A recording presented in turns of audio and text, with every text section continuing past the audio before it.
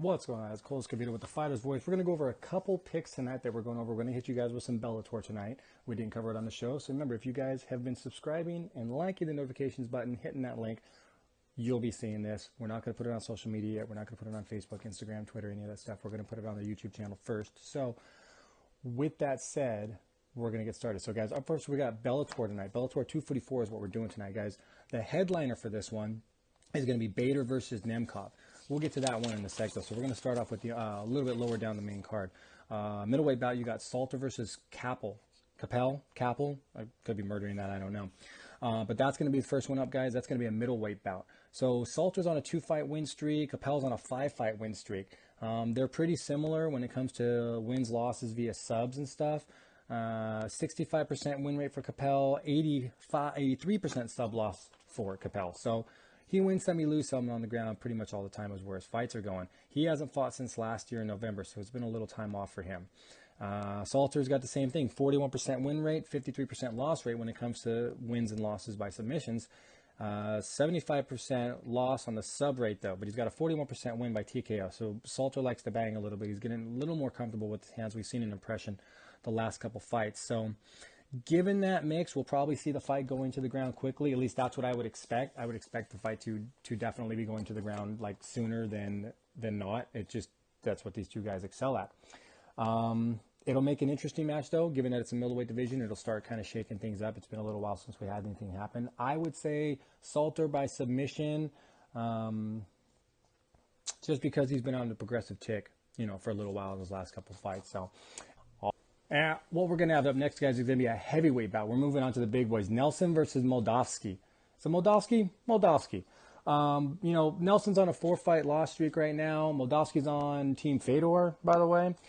He's on a 4-fight win streak. So they're both coming off, loss streaks, win streaks. Nelson's on a 4-fight loss. Moldavsky's on a 4-fight win. They're probably trying to push, Team Fedor guys, giving them names to fight.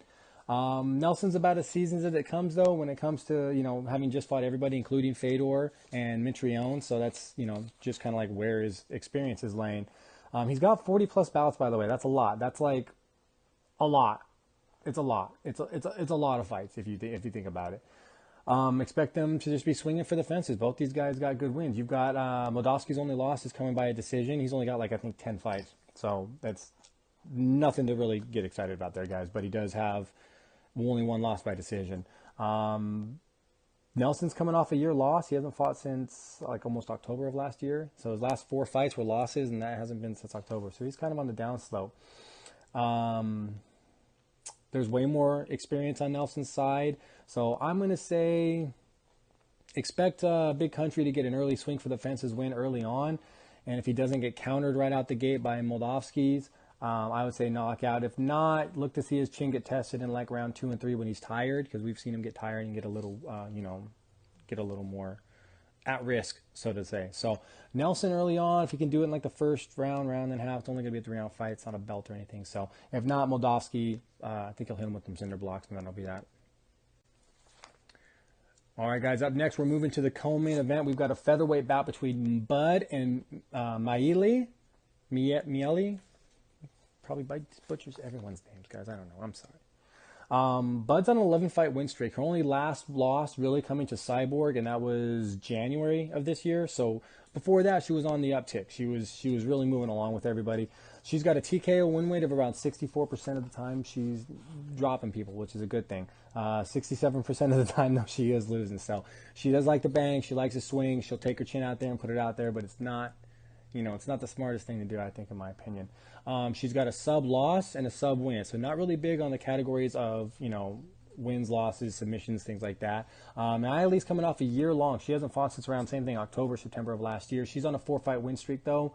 Even though Bud was on an 11-fight win streak. Her last fight's a loss. That was January to Cyborg. But Miley's on a 4-fight win streak right now. She's kind of on the uptick.